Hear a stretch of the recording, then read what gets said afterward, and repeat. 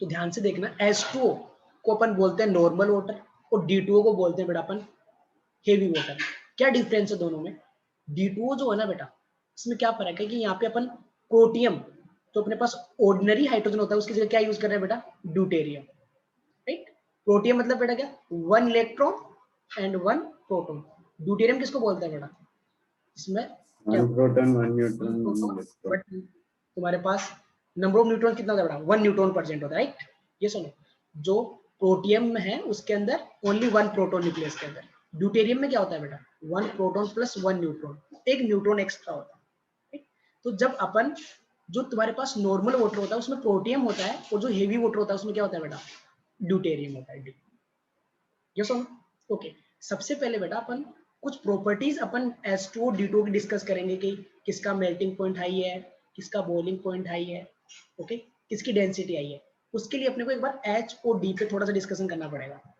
Okay बेटा, तुम बताओ, जो तुम्हारे पास ऑर्डिनरी हाइड्रोजन है प्रोटियम H, और मैं ड्यूटेरियम को बोल रहा हूँ D से रिप्रेजेंट कर रहा हूँ बेटा, इनमें फर्क किस चीज का है? इनके न्यूक्लियस में बस डिफरेंस है, ठीक है। तो अगर इनका न्यूक्लियस में बनाना चाहूँ तो हाइड्रोजन का जो न्यूक्लियस है प्रोटियम का, उसमें बस एक प्रोटॉन है, राइट। ये सुनो, जो ड्यूटेरियम है उसके न्यूक्लियस का साइज क्या होगा बेटा? प्रोटियम के कंपैरिजन में क्या होगा बेटा? बड़ा होगा ना, क्योंकि उसमें 1 प्रोटॉन प्लस 1 न्यूट्रॉन है। ओके, मैं बेटा क्या कंक्लूड करने जा रहा हूँ कि प्रोटियम और ड्यूटेरियम में कौन ज्यादा इलेक्ट्रोपॉजिटिव है, राइट, या कौन लेस इलेक्ट्रोनेगेटिव, वो दोनों पर निकालने जा रहे हैं। ये दोनों के वैलेंस शेल में दोनों का ऑर्बिटल कौन सा है बेटा? 1s ही है, ओके। और यहाँ भी कौन सा ऑर्बिटल है बेटा? 1s ऑर्बिटल ही है, और दोनों के पास एक एक इलेक्ट्रॉन है, ओके। यस और नो? ओके। अगर H2 का अपन बात करें तो H2 का स्ट्रक्चर कुछ इस टाइप से होगा बेटा, ऐसे, और इसके ऊपर 2 लोन पेयर। अपने को पता है बेटा bend shape, sp3 hybridisation. D2 में भी कोई प्रॉब्लम नहीं है बेटा, D2 में भी कैसा होता है? बेंड शेप या angular shape and sp3 hybridisation, ठीक है, D2, और ये 2 लोन पेयर प्रेजेंट है, ठीक है। अपने को पता है बेटा जो ऑक्सीजन है वो हाई इलेक्ट्रोनेगेटिव एलिमेंट है, तो जो शेयर्ड इलेक्ट्रॉन्स इन बॉन्ड के अंदर, इस बॉन्ड में 2 इलेक्ट्रॉन शेयर हुए हैं ना बेटा, एक हाइड्रोजन का और एक ऑक्सीजन का। ऑक्सीजन की हाई इलेक्ट्रोनेगेटिविटी की वजह से इन इलेक्ट्रॉन को अपनी तरफ अट्रैक्ट करेगा, इसलिए इस पे पार्शली नेगेटिव चार्ज, इस पे पार्शली पॉजिटिव। सेम बेटा इसी बॉन्ड में भी ऐसा होगा, ऑक्सीजन हाई इलेक्ट्रोनेगेटिव है तो इस बॉन्ड के इलेक्ट्रॉन को भी अपनी तरफ अट्रैक्ट करेगा, तो इस पे कैसा चार्ज आएगा? पार्शली पॉजिटिव चार्ज, ठीक है। अभी मैं D2 की बात कर रहा हूँ बेटा, तो ध्यान से सुनना बेटा, इनमें सब में 1s ऑर्बिटल है, दोनों के अंदर ही, दोनों में एक एक इलेक्ट्रॉन है, लेकिन एक पॉइंट सुनना ध्यान से, D is more electropositive than H। D की इलेक्ट्रोपॉजिटिविटी, D की इलेक्ट्रोपॉजिटिविटी क्या है बेटा? ज्यादा है H के कंपैरिजन में, या फिर मैं ये बोल दूं कि H is more electronegative than D। अगर ये ज्यादा इलेक्ट्रोपॉजिटिव मतलब इलेक्ट्रोनेगेटिव कम है, एक ही तो बात है ना बेटा। तो सुनना बेटा ध्यान से, D is more electropositive than H। Why? क्यों इलेक्ट्रोपॉजिटिव है, क्यों कम इलेक्ट्रोनेगेटिव है? इसका मतलब ये अपने इलेक्ट्रॉन को अच्छे से होल्ड नहीं कर पा रहा है। क्यों बेटा? ध्यान से सुनना, यहाँ पे 1 इलेक्ट्रॉन था, इस इलेक्ट्रॉन पे अट्रैक्शन कौन लगा दिया? प्रोटॉन। और प्रोटॉन क्या है बेटा? न्यूक्लियस का साइज क्या था बेटा? कम।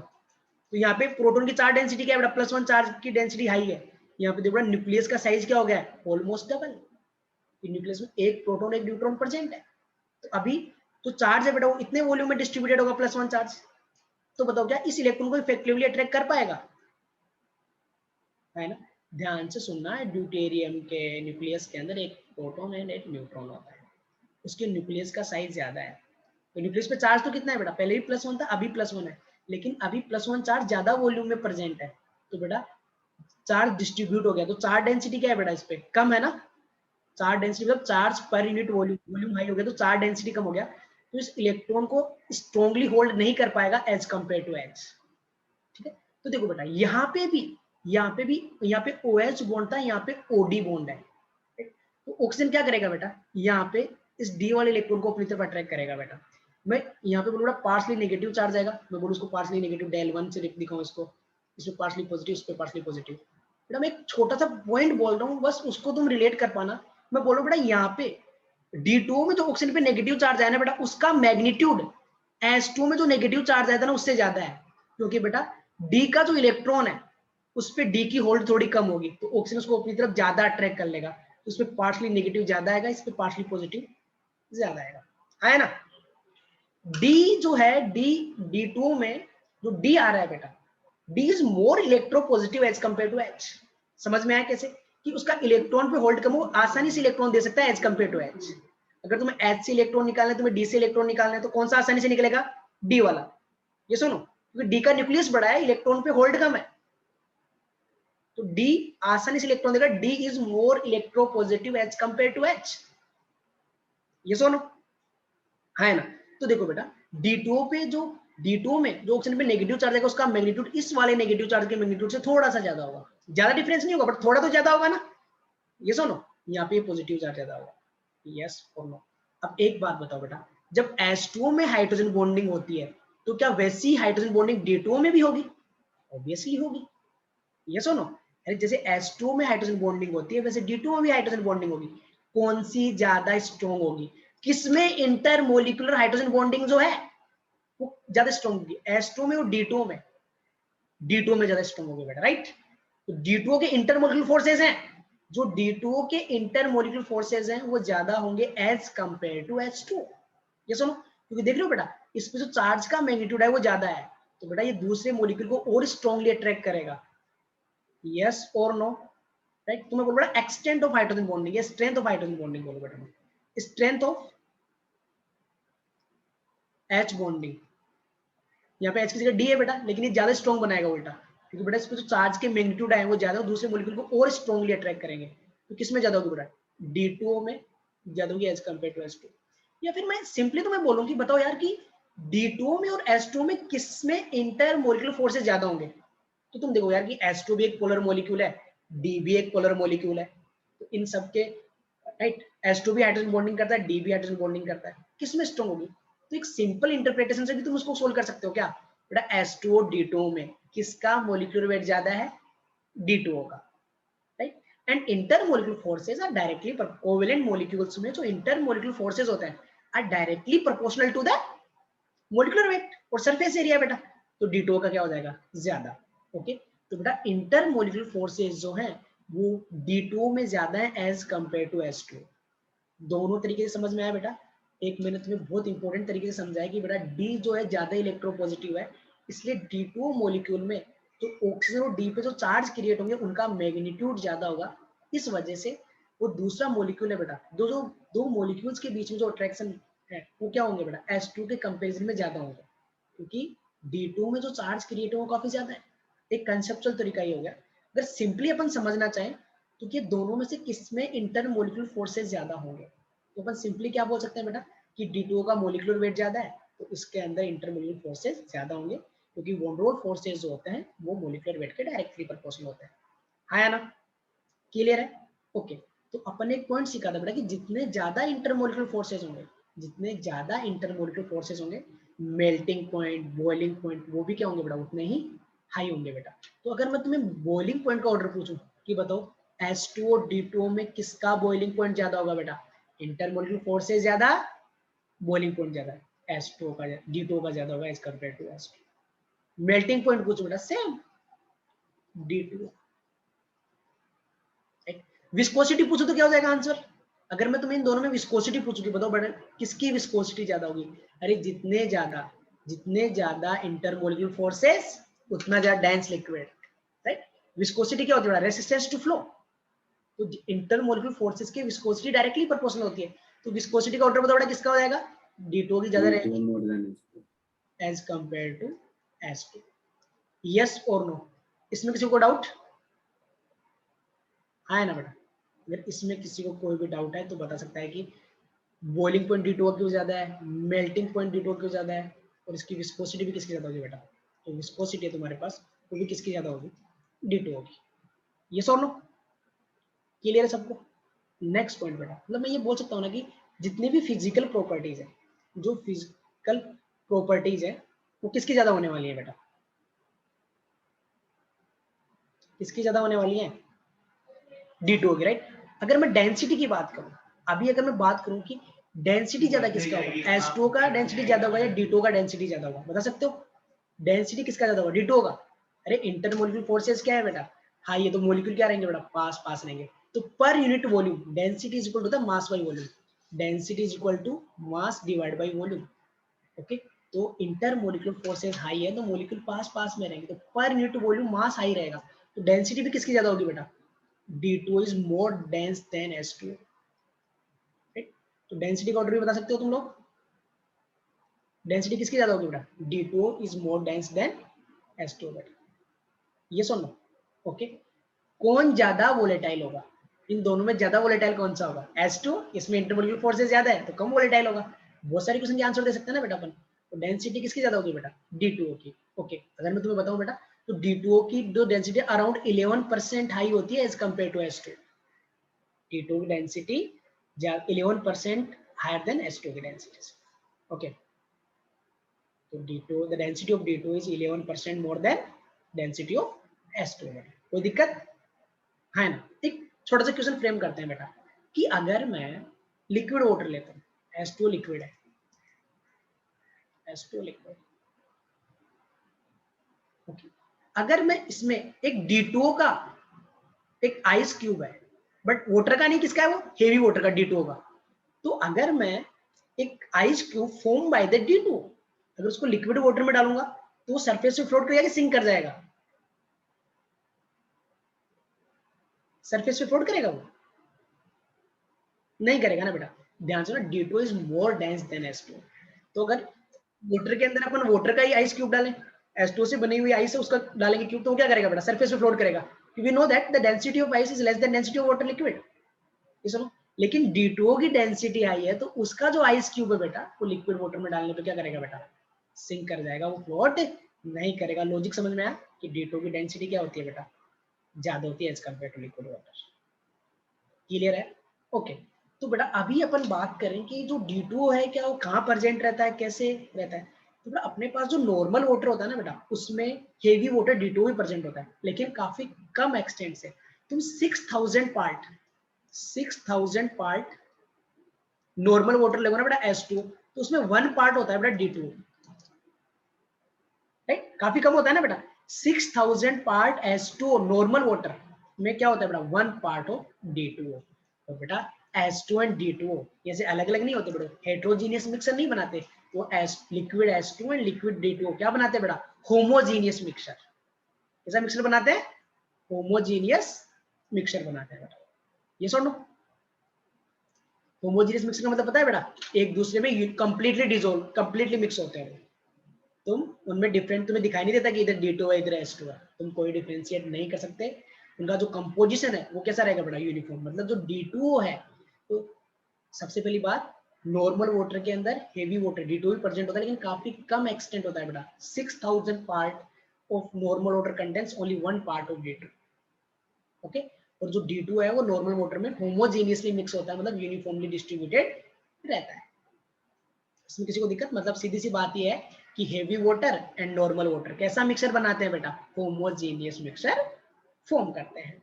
ओके, अभी अपन थोड़ा सा और डीप में चलते हैं कि यार ये जो D2 है, जो D2 है, अपन इसको प्रिपेयर कैसे करें। अपने को D2 चाहिए तो उसको अपन प्रिपेयर कैसे किया। तो कुछ लोग बोलेंगे कि सर इसको ना, इन दोनों के बॉइलिंग पॉइंट में डिफरेंस है, S2 और D2 के दोनों को बॉइलिंग पॉइंट में डिफरेंस है, राइट, है ना, है ना बेटा, कि D2 का बॉइलिंग पॉइंट क्या होगा, ज्यादा होगा, S2 का कम होगा। तो फ्रैक्शनल डिस्टिलेशन यूज कर सकते हैं ना। आई थिंक सबको पता है फ्रैक्शनल डिस्टिलेशन क्या होता है। फ्रैक्शनल डिस्टिलेशन पे अपन उन दो लिक्विड को सेपरेट करते हैं बेटा जिनके बॉइलिंग पॉइंट में डिफरेंस होता है। ओके, देखो बेटा दो लिक्विड है जिनके बॉइलिंग पॉइंट में डिफरेंस है, एक कंटेनर में लिया, अपन दोनों को हीट करेंगे, तो वो लिक्विड जिसका बॉइलिंग पॉइंट कम है वो तो वेपर बन के निकल जाएगा, जिसका बॉइलिंग पॉइंट ज्यादा है वो लिक्विड अभी भी बचा रहेगा। सुनो, तो उससे अपन क्या कर सकते हैं बेटा, सेपरेट कर सकते हैं। तुम बोलोगे सर यहाँ पे भी अपन फ्रैक्शनल डिस्टिलेशन यूज करके प्योर D2O बना सकते हैं ना बेटा। ध्यान रहे बेटा कि ये बात सही है कि D2O का बॉइलिंग पॉइंट ज्यादा होता है S2O से, बट ज्यादा फर्क नहीं होता है। तुम कर सकते हो यूज, लेकिन वो एफिशिएंट टेक्निक नहीं होगी, क्योंकि बेटा इसका कितना होता है 100 डिग्री सेल्सियस, इसका होता है बेटा अराउंड 101 डिग्री सेल्सियस अप्रोक्सीमेट, इसका तो कितना होता है 100 होता ही है बेटा। तो ज्यादा फर्क नहीं है ना बेटा, जब इसकी वेपर बनेगी तो इसकी बहुत ज्यादा वेपर बन चुकी होती है, तो बॉइलिंग पॉइंट में ज्यादा डिफरेंस है नहीं बेटा। ठीक है, तो फ्रैक्शनल डिस्टिलेशन तो हम यूज कर सकते हैं, लेकिन जनरली अवॉइड करते हैं कि ज्यादा एफिशिएंट टेक्निक नहीं है। तो how D2O is produced, D2O को कैसे फॉर्म करते हैं बेटा, तो ध्यान से सुनना बेटा, एक ध्यान से सुनना। D2O can be produced by the prolonged or exhaustive electrolysis of water. Okay, D2O can be produced by the exhaustive electrolysis या मैं बोलूँ prolonged electrolysis of water। इसका मतलब क्या है बेटा, देखो H2O का तुम इलेक्ट्रोलाइसिस करवाओगे तो H2O कैसे टूटता है बेटा, H2O कैसे टूटेगा, H plus plus OH minus आएगा। ओके, D2O कैसे टूटेगा बेटा, D2O टूटेगा D plus plus OD minus, ऐसे में डिसोसिएट होगा ना बेटा। तुम बता सकते हो बेटा कि तुमने एक कंटेनर में लिया इन दोनों H2O को लिया, तो H2O तुमने नॉर्मल वाटर लिया लेकिन उसमें D2O भी होगा, H2O कैसे डिसोसिएट होगा बेटा, H plus plus OH minus में, D plus plus OD minus में। बेटा तुम्हें पता है जो नॉर्मल वाटर है उसका डिसोसिएशन ज्यादा होगा as compare to this dissociation, क्योंकि बेटा जो OH बॉन्ड है और जो OD बॉन्ड है उसमें ये वाला बॉन्ड ज्यादा स्ट्रॉन्ग है। आई थिंक इसमें किसी को डाउट नहीं है, क्यों, क्योंकि बेटा इसका वाइब्रेशन मोशन क्या होगा बेटा, कम होगा। बेटा ये भी बता दूं मैं, HH और DD बॉन्ड में ये वाला बॉन्ड ज्यादा स्ट्रॉन्ग है, इसकी बॉन्ड एनर्जी ज्यादा होती है, क्योंकि D का वाइब्रेशन मोशन क्या है बेटा, कम, तो ये बॉन्ड स्ट्रॉन्ग है। तो सेम कंडीशंस में H2 का डिसोसिएशन ज्यादा होगा और ये वाला डिसोसिएशन काफी क्या होगा, काफी कम एक्सटेंट से होगा, राइट है ना। अभी तुम क्या लोगे बेटा, दो मेटल रोड लोगे तो उन पे क्या करोगे बेटा, बैटरी लगा दोगे ऐसे, एक को पॉजिटिव एक को नेगेटिव। तो पॉजिटिव वाली जो रोड है उस पे एनाइन जाके ऑक्सीडाइज हो जाएगा, पॉजिटिव वाली जो रोड है जिसको अपन एनोड बोलेंगे उस पे एनाइन का ऑक्सीडेशन हो जाएगा, और नेगेटिव वाली रोड पे किसका बेटा, केटाइन का रिडक्शन हो जाएगा। अब देखना बेटा इस पे कौन जाएगा बेटा, इस पे OH माइनस भी जा सकता है और OD माइनस भी जा सकता है। पहली बात तो OD माइनस आयन कम प्रोड्यूस हुए हैं क्योंकि इसका डिसोसिएशन वाटर के कंपैरिजन में कम होता है, ध्यान से सुनना बेटा। और नेक्स्ट पॉइंट क्या है कि जो OD माइनस है ना उसका मास ज्यादा है as compare to OH minus, तो ये कम मोबाइल होगा, इसकी मोबिलिटी क्या होगी बेटा, कम, इस आयन की मोबिलिटी क्या होगी बेटा, कम as compare to OH minus. तो यहाँ पे ज्यादा कौन जाएगा बेटा, OH माइनस, OD माइनस तो काफी कम जा रहा होगा। सिमिलरली बेटा H प्लस और D प्लस दोनों इस पे जाएंगे, कैथोड पे जाएंगे, लेकिन H प्लस आयन की मोबिलिटी ज्यादा है तो ज्यादा कौन जाएगा, H प्लस आयन। तो बेटा जो H प्लस आयन है वो जाएंगे कैथोड पे और रिड्यूस होकर क्या बना देंगे बेटा, H2 गैस। और तुम्हारा जो OH माइनस आयन है बेटा वो कहाँ पे जाएगा बेटा, तो OH माइनस आयन वो किधर जाएगा, एनोड पर O2 गैस बना के ऑक्सीडाइज हो जाएगा, ठीक है। तो इधर कौन बच जाएगा बेटा, D plus plus OD minus, मतलब फाइनली कौन बच जाएगा तुम्हारे पास, D2O। लेकिन ये तुम्हें काफी लॉन्ग टाइम तक करवाना पड़ेगा ताकि ये आयंस कंप्लीटली ऑक्सीडाइज और रिड्यूस हो जाए, ठीक है।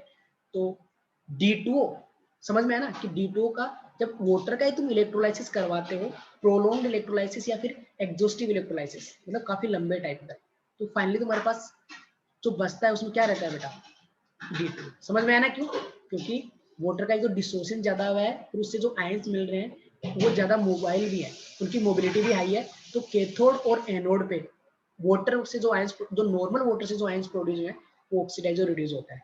तो इसकी वजह से क्या होता है बेटा, H प्लस आयन और OH माइनस आयन तो वहां चलेंगे, तो बच कौन जाएगा बेटा, D2। तो एस D2 को प्रिपेयर कर सकते हैं अपन by the electrolysis of normal water, by the exhaustive electrolysis of normal water. क्यों ऐसा होता है वो तुम्हें समझ में आएगा। जो H2 और D2 है बेटा उनकी तुमने बात की कि तो D2 है, ऑलमोस्ट जितनी भी फिजिकल प्रॉपर्टीज है वो D2 की हाई होती है, melting point, boiling point, density, viscosity, due to high intermolecular forces D2 की सब हाई होती है, ओके।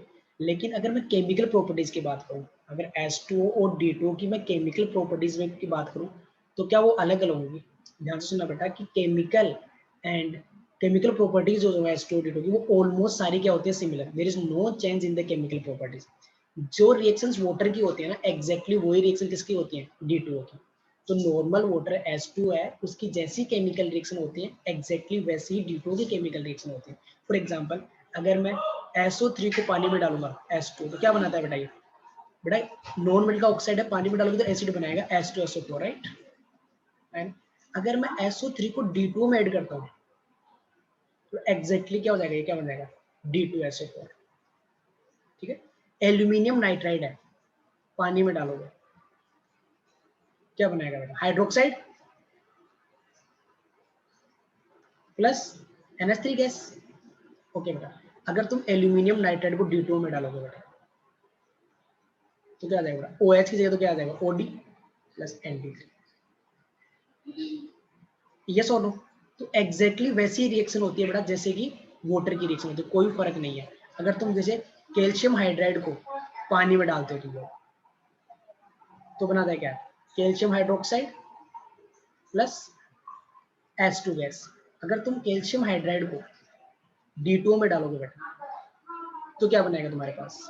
OH से तो क्या जाएगा बेटा? OD प्लस कौन सी गैस निकलेगी बेटा? D2 gas.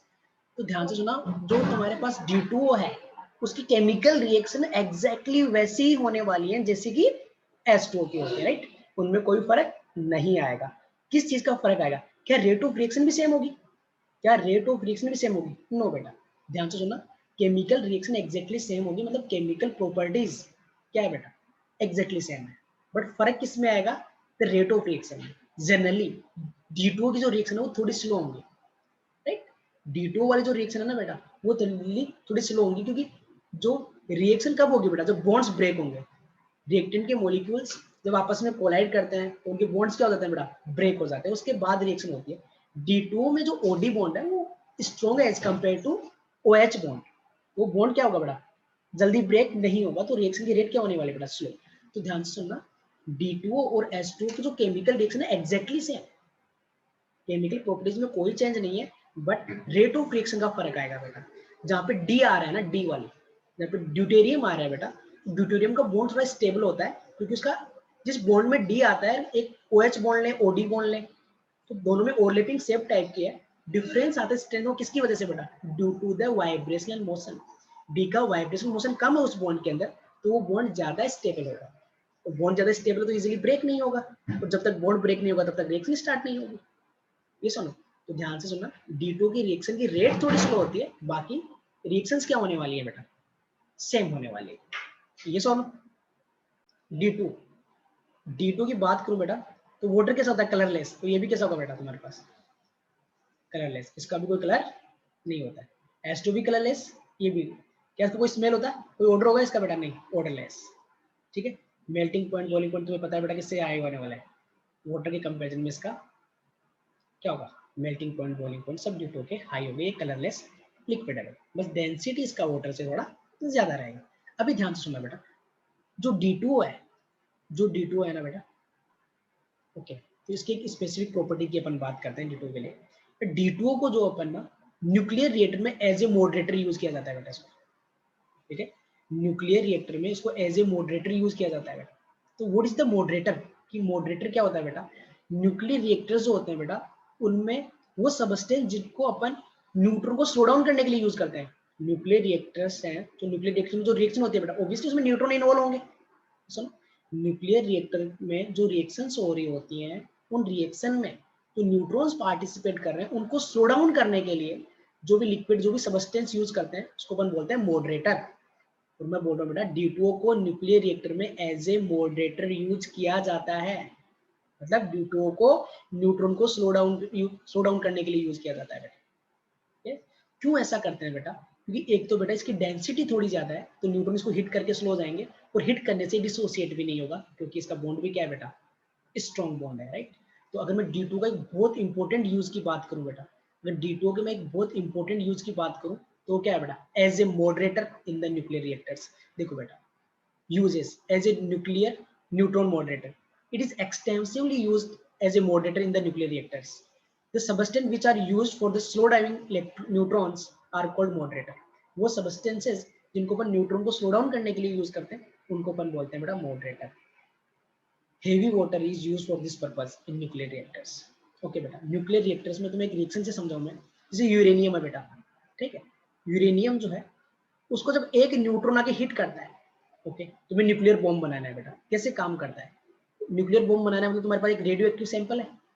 ये सुनो, अभी ये यूरेनियम तुम्हारे पास स्टेबल कंडीशन में है, इसका रेडियो एक्टिव डिके नहीं हो रहा है, ओके? ये सुनो, तुमने इसको ऐसी कंडीशंस पे रखा है कि इससे कोई भी न्यूक्लियर रिएक्शन नहीं हो रही है, ओके? तो देखो, न्यूक्लियर बॉम्ब बनाना है तो बेटा उसको फोड़ना तो तभी है ना, तब जरूरत होगी, या कभी भी इसको फोड़ दोगे तो नहीं ना बेटा। ध्यान से सुनना बेटा, जब ये यूरेनियम का सैंपल है, जैसे ही उसको एक न्यूट्रॉन आगे अगर इंटेंसिवली हिट करेगा, जैसे ये न्यूट्रॉन आगे इसको स्पीड के साथ हिट करेगा ना बेटा, देखो क्या होता है, ये रेडियो एक्टिव बन जाता है। देखो क्या बनता है, बेरियम एंड क्रिप्टोन, ये दो एटम बनेंगे, इनसे दो अलग एलिमेंट बनेंगे, साथ में कितने न्यूट्रॉन निकलेंगे बेटा? जब एक न्यूट्रॉन जाके हिट कर रहा है तो उसके बाद क्या होता है, ये रेडियो एक्टिव, जैसे तुम्हें इसके न्यूक्लियस से ये निकलेंगे प्लस 3 न्यूट्रॉन्स निकलेंगे, एंड कितनी एनर्जी निकलेगी बेटा? 200 मेगा इलेक्ट्रॉन वोल्ट। मेगा का मतलब समझते हो बेटा 10⁶। देखो बेटा, अगर यूरेनियम को एक न्यूट्रॉन ने हिट किया, कितनी एनर्जी निकलेगी? 200 मेगा इलेक्ट्रॉन वोल्ट। और साथ में न्यूट्रॉन कितने निकले बेटा? 3 न्यूट्रॉन्स। जब 3 न्यूट्रॉन इसको जाके हिट करेंगे बेटा, कितने न्यूट्रॉन निकलेंगे वापस से? कितने न्यूट्रॉन निकलेंगे? अरे 1 निकलते हैं बेटा, 9 इलेक्ट्रॉन्स निकलेंगे। और एनर्जी कितनी हो जाएगी बेटा इसकी? 9 टाइम्स। फिर वो 9 न्यूट्रॉन जाके इसको हिट करेंगे, 27 इलेक्ट्रॉन्स। एनर्जी कितनी बेटा इसका? 27 टाइम्स। तो देख रहे हो बेटा कितना डेंजर होने वाला है, कितना कितना एक्सप्लोडिंग ये होने वाला है, ये सुनो। तो बेटा ये न्यूट्रॉन देखो बेटा, जब तक अपने को बॉम्ब को विस्फोट नहीं करना है, ये रिएक्शन नहीं करवानी है, तब तक न्यूट्रॉन को क्या करना है बेटा? स्लो डाउन करके रखना है ना, इसको इतना जोर से ताकि हिट ना करे, ताकि वो रेडियो एक्टिव हो जाए। ये सुनो, अरे जब भी अपने को एक्सप्लोड करना होगा, जब भी इसको बम को अपने को फाड़ना होगा, तब अपन क्या करेंगे बेटा? तब जाके हिट करवाएंगे न्यूट्रॉन को। तो इन न्यूट्रॉन को स्लो डाउन करने के लिए क्या यूज करते हैं बेटा? D2O। और जिन सबस्टेंस को न्यूट्रॉन को स्लो डाउन करने के लिए यूज करते हैं उनको क्या बोलते हैं? मॉडरेटर, राइट है ना। तो D2O को न्यूक्लियर रिएक्टर में एज ए मॉडरेटर यूज किया जाता है। What is the moderator?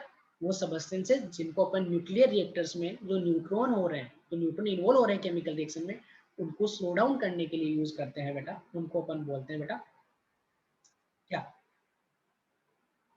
Moderator, ठीक है। अब एक बात सुनो बेटा, इफ इन केस मान लो किसी न्यूट्रॉन ने इसको जाके हिट कर दिया, ठीक है, तो डेंजर हो जाएगा ना बेटा। तो रिस्क नहीं लेते, इसलिए बेटा मॉडरेटर के साथ साथ न्यूक्लियर रिएक्टर्स में कंट्रोल रोड भी यूज की जाती है। कंट्रोल रोड क्या करती है बेटा? अगर इफ इन केस इसने हिट भी कर दिया ना उसको और वो रेडियो एक्टिव हो गया, तो एक बार तो एक्सप्लोड हो जाएगा, लेकिन उसके बाद जो न्यूट्रॉन्स बनेंगे ना उसको वो एब्जॉर्ब कर लेता है बेटा। कंट्रोल रोड्स क्या करती है? जो एक्सेस में न्यूट्रॉन आएंगे उनको क्या कर लेगी बेटा? वो एब्जॉर्ब कर लेती है। जो generally B10 isotope of boron, boron का जो B10 वाला आइसोटोप है वो यूज करते हैं, या फिर कैडमियम की रोड यूज करते हैं for the absorption of neutrons, ठीक है।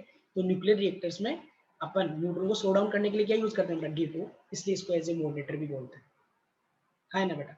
ओके, ध्यान से सुनना बेटा, जो आयनिक कंपाउंड्स हैं, जो आयनिक कंपाउंड्स हैं वो ज्यादा सोल्यूबल होते हैं in water as compare to D2, right. ध्यान से सुनना बेटा, H2O और D2 में बात करूं कि आयनिक कंपाउंड ज्यादा सोल्यूबल किस में होंगे, H2 में कि D2 में? तो उसका आंसर है कि तुम्हारे पास जो आयनिक कंपाउंड है वो H2O नॉर्मल वाटर जो है उसमें ज्यादा सोल्यूबल होता है as compare to heavy water. Okay, दो लॉजिक से समझ सकते हो बेटा कि जो D2 है उसकी डेंसिटी हाई है, जो D2 है उसकी डेंसिटी है तो उसमें आयंस कम डिसोल्व होते हैं। ओके, नेक्स्ट पॉइंट, एक बात बताओ बेटा कि आयनिक कंडक्टिविटी किसकी ज्यादा होगी? अगर एक सोल्ट में, एक इलेक्ट्रोलाइटिक सॉल्यूशन में एक सोल्ट को डिसोल्व कर रहा हूं, किसमें? NaCl को तुमने वाटर में डिसोल्व किया, NaCl को तुमने D2 में डिसोल्व किया, ठीक है। ओके, अभी देखो बेटा D2 की डेंसिटी ज्यादा है, H2 की क्या है बेटा? कम है। तो जो आयंस बने वो फ्रीली मूव कर सकते हैं, कम डेंस लिक्विड है। D2 में उनकी मोबिलिटी क्या होगी बेटा आयंस की? एक सोल्ट को तुमने जब डिसोल्व किया, एक बार नॉर्मल वाटर में, एक बार हेवी वाटर D2 में, तो जो आयंस हैं उनकी मोबिलिटी किसमें ज्यादा होगी बेटा? H2 में, राइट। किसमें? उसका डिसोसिएशन भी ज्यादा होगा, ज्यादा डिसोल्व हुआ होगा। एक तो आयंस ज्यादा है और आयंस फ्रीली अच्छे से मूव कर सकते हैं, ज्यादा फ्रीली अच्छे से मूव कर सकते हैं, तो H2 की कंडक्टेंस भी ज्यादा होगी। और क्या बेटा, क्या बोल सकते हो? डिसोल्व भी सोल्ट ज्यादा होंगे। तो ध्यान से सुना, आयनिक कंपाउंड H2 में ज्यादा डिसोल्व होते हैं एज कंपेयर टू D2। एक और इंपॉर्टेंट पॉइंट, जनरली तुमने जो फिजिकल प्रॉपर्टीज देखी, जो फिजिकल प्रॉपर्टीज देखी वो किसकी ज्यादा थी? बॉइलिंग पॉइंट देख लो, मेल्टिंग पॉइंट देख लो, डेंसिटी देख लो, विस्कोसिटी देख लो, किसके लिए ज्यादा थी? D2 की। Okay, next point, dielectric constant. ये सुन, डाइलेक्ट्रिक कांस्टेंट समझते हो बेटा? तो डाइलेक्ट्रिक कांस्टेंट को मैं बेसिक समझाना चाहूँ तो डाइलेक्ट्रिक कांस्टेंट की डेफिनेशन क्या होती है बेटा? डाइलेक्ट्रिक कांस्टेंट की डेफिनेशन क्या होती है? Dielectric constant is the measurement of polarity of a solvent. ये सुनो, किसी सॉल्वेंट के लिए, किसी सॉल्वेंट के लिए डाइलेक्ट्रिक कांस्टेंट आई है, इट मींस उसमें आयनिक कंपाउंड ज्यादा सोल्यूबल होंगे। ये सुनो, सिखाया था ना आयनिक इक्विलिब्रियम चैप्टर में कि इलेक्ट्रोलाइट का जो डिग्री ऑफ डिसोसिएशन है वो सॉल्वेंट पे भी डिपेंड करता है। अगर ऐसा सॉल्वेंट लोगे जिसका डाइलेक्ट्रिक कांस्टेंट आई है, मतलब उसकी पोलैरिटी आई है, और पोलैरिटी आई है मतलब उसमें क्या होंगे बेटा? आयनिक कंपाउंड ज्यादा डिसोल्व होंगे। ये सुनो, तो H2 और D2 में बेटा ज्यादा डिजोल्व किसमें होते हैं? आयनिक कंपाउंड H2 में। हो रहे थे कि नहीं हो रहे थे? अभी सिखाया ना। अगर मैं इसी कॉन्सेप्ट के बेसिस पे तुम्हें पूछूं कि डाई इलेक्ट्रिक कांस्टेंट किसका ज्यादा होता है बेटा, राइट? डाई इलेक्ट्रिक कांस्टेंट किसका ज्यादा होता है? तो ध्यान से सुनना, डाई इलेक्ट्रिक कांस्टेंट ज्यादा फर्क नहीं होता, राइट? पॉइंट्स का फर्क होता है, बट H2O का डाई इलेक्ट्रिक कांस्टेंट जो है इज मोर देन H2। ध्यान से सुनना बेटा, द डाई इलेक्ट्रिक कांस्टेंट एकमात्र physical property, the dielectric constant of H2O is more than D2O, right? तो इसके बेसिस में मैं बोल सकता हूँ कि H2O का जो डाई इलेक्ट्रिक कांस्टेंट है वो D2O से ज्यादा होता है। तो यहां से भी मैं एक चीज एक्सप्लेन कर सकता हूँ कि जो आयनिक कंपाउंड्स हैं वो H2O में ज्यादा डिसोल्व होंगे as compare to D2O। Okay, समझ में आया बेटा ये वाला पॉइंट? ओके, एक पॉइंट सुनना बेटा ध्यान से, इतना क्लियर है ना सबको? Okay, density, melting point, boiling point सब किसका ज्यादा? D2 का। But dielectric constant water का ज्यादा होता है, इसीलिए आयनिक कंपाउंड जो हैं वो वाटर में ज्यादा डिसॉल्व होंगे एज कंपेयर टू D2। या तुम आयनिक कंपाउंड लेस सोल्यूबल हैं, या आयनिक कंपाउंड्स जो आयन फॉर्म होंगे उनकी मोबिलिटी कम होगी D2 में, राइट? उसको तुम आसानी से कैसे भी बोल सकते हो बेटा कि D2 की डेंसिटी हाई है तो उसमें जो आयनिक कंपाउंड थोड़ा कम डिसॉल्व भी होंगे और जो आयंस बनेंगे उनकी मोबिलिटी भी थोड़ी कम ही रहने वाली है, ठीक है? तो ये था बेटा तुम्हारे पास हेवी वाटर, उसकी प्रॉपर्टीज, उसकी केमिकल प्रॉपर्टीज, उसके यूजेस। इसमें किसी को कोई भी डाउट है तो बता सकते